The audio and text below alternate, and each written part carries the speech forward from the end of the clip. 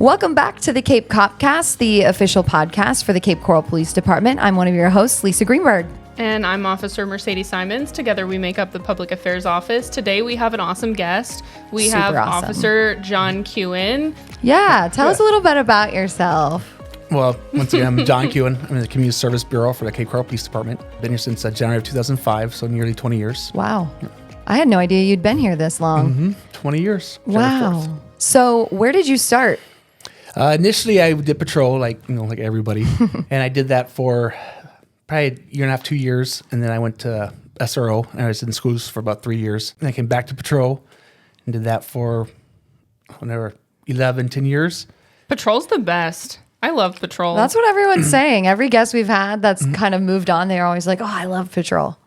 There's pros and cons to everything, but yeah, there's a lot of good pros to patrol. Yeah, absolutely. So then after patrol, you ended up in CSB, or was there more between that? Well, I did a year on the desk also, but then went back to patrol.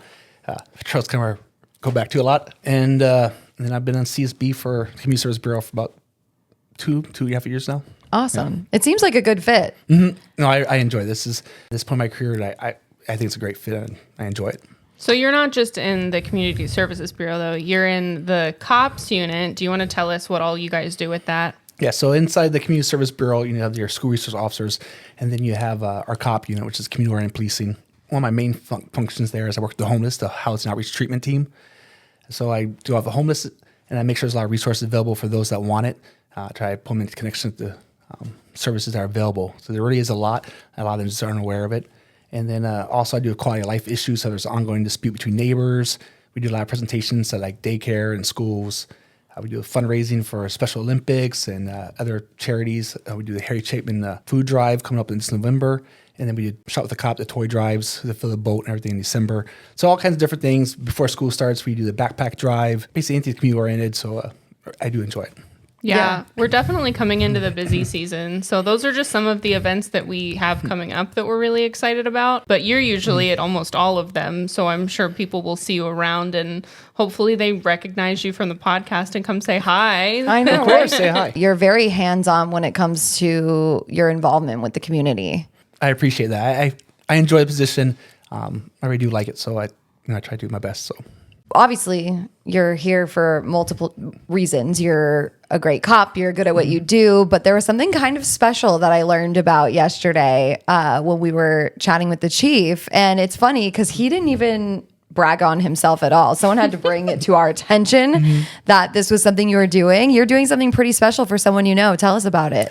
Well, I'm going through the process of donating a kidney to a friend of mine. Probably know him about 10, 15 years. He has young kids, but he has 5 children. With family and work responsibilities, we don't really keep in touch as much as we used to. But one day, I guess it was just meant to be. I was on my Facebook, which I'm not on there very often, so it's kind of odd.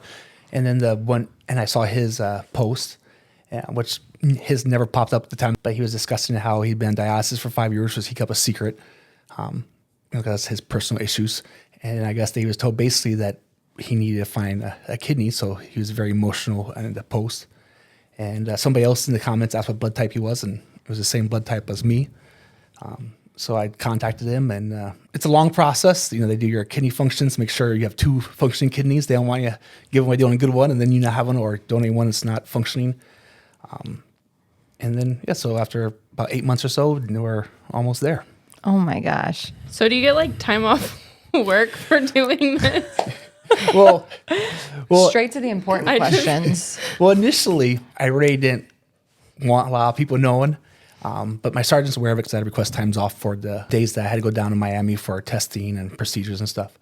So he happened to bring up to our chief, Sizemore, and Sizemore made us aware that the city, to encourage donation, does have a policy in place where you get a large amount of hours to encourage you to take off, so you're not using your own time, which is, I'm very grateful to see this opportunity for me. I was going to do it regardless, but it makes it great that it has to come from my my vacation time for the family and stuff. So it's kind of funny. There was already like a policy in place for someone who donates an organ in the city. That person walked so you could fly. Yes. The chief was saying that there is someone within the city who donated an organ to someone else, and so they created that policy after he did that because he wanted to make sure that, that person was taken care of when it came to hours away from work and didn't have to use their own personal hours. And it works perfectly for Officer Kuhn now. It's also funny that he's like, yeah, I didn't really want people knowing. And then we somehow roped him into doing this podcast. So Well, I am in the Community Service Bureau. So, I got to do my part for the community and obviously it's a great department and we have a great city to have a program like this in place. So I got to do my part to help build the community and build the department. Yeah, that's It's also awesome. a really selfless act. So that shows a lot about who you are. Most people, like Lisa and I were talking earlier, and we're like, I don't know about you, but like I would probably only do that for like a family member or maybe like a very close friend. right. Like I love Mercedes. I don't know. Would I give you my kidney? I would think about it. I would really have to think about that one. I think if you were actually in a position, you would. And it's one of those things where you got to make a decision what you feel you're comfortable with going down the road with. But one thing I learned, which is really great about donating a kidney, and I'm sure it's probably the same for other organs, if you do donate a kidney, and then obviously you only have one now, if that one starts to have complications, you can get moved to the top of the list. So it definitely is incentive to donate, knowing that, knock on wood, you don't, but if you do have an issue down the road, and then they'll take care of you because you took care of someone else. That's great because, that would make me feel better anyway, because, now you're walking around with one kidney after this procedure. And if something, God forbid, were to go wrong, did you hesitate on this decision at all? Or was this something where you were just like, no, I'm going to do it? I always felt once I saw the video that I had to do the process. If it didn't work, it didn't work. But if it worked, I felt like I had to do it. Like there's not much choice to it. If it lined up, then I need to do it. Wow. I'm sure that this friend of yours is extremely grateful. And he is. He's a great guy. So, yeah. Yeah. If you weren't Uncle Kuhn before, you're Uncle Kuhn now. Absolutely. I think that takes you to favorite uncle status. Honestly, you're saving his life. That's incredible. Did you ever consider organ donation before? Or is this kind of the first thing that brought your attention to it? I'm a licensed, I'm an organ donor. But during my living process, I guess, I never really thought about it or looked into it. But I do donate blood and other things like that. But I've never been opposed to it, but I just never really felt the motivation or to make that decision. Yeah, for sure. Now you're called to it and you're answering the call, huh? Yeah. I just feel like it's the right thing to do. So Yeah. That's awesome. You're great. I'm gonna stay off Facebook. I want to keep all my organs. no, it's just how things work out sometimes, I guess. The city obviously had this great program in place, which I was unaware of. And then the Facebook algorithm found me. Yeah. The algorithm knew your blood type. It did, I guess. Yeah, I guess it's worked out. So That's awesome. Is there anything else you want to add?